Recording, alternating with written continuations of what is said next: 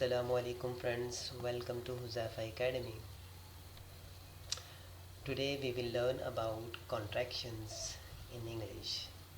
Contractions basically short forms होती हैं जो हम यूज़ करते हैं अपनी डेली रूटीन में, हम बोलने में भी यूज़ करते हैं और हम देखा होगा आपने बुक्स वगैरह पे, न्यूज़पेपर्स पे कि आप लिखा हुआ भी आपने देखा होगा, मीन हम रीड भी करते हैं और हम इसको स्पीक भी कर देते हैं. फॉर एग्ज़ाम्पल आपने देखा होगा आई एम, इसको शॉर्ट फॉर्म में यूँ लिखते हैं आई एम को शॉर्ट फॉर्म में लिखते हैं आई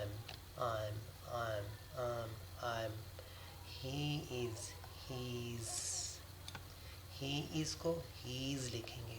अब जैसे शी इज़ है तो उसको भी इज़ है तो शी वैसे ही रहेगा.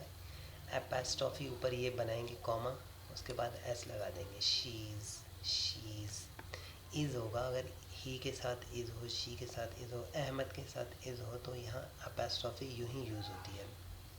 शॉर्ट फॉर्म में आपको बता रहा हूँ. दे आर को आपने लिखा हो देखा होगा देयर, दे वैसे ही है, आर ये री, देयर दे आर, देयर पढ़ते हैं.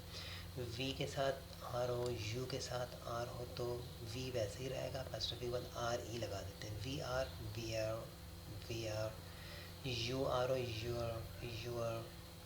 इसी तरह आपने देखा होगा कि आई वॉन्ट टू, इसको लिखते हैं I want to go to you, I wanna go to you, I want to go, I wanna go. Want to की शॉर्ट फॉर्म है वाना. आई वॉन्ट टू, ये आई वाना हो गया. फिर गो तो वैसे ही रहेगा, आई वॉन्ट टू गो. उसको हम अब कहते हैं इंग्लिश में आई wanna go to you, I wanna go to hospital, I wanna go.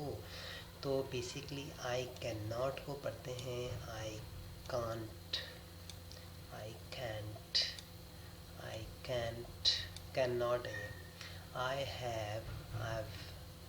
Have को पढ़ते हैं आई वी होगा आई. दे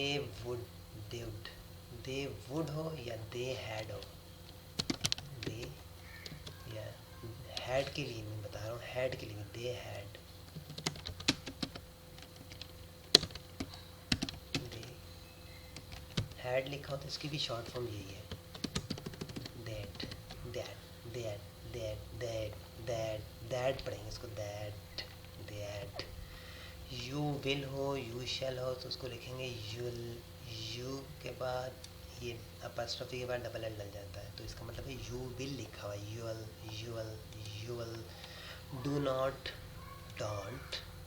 डज नॉट, डजंट.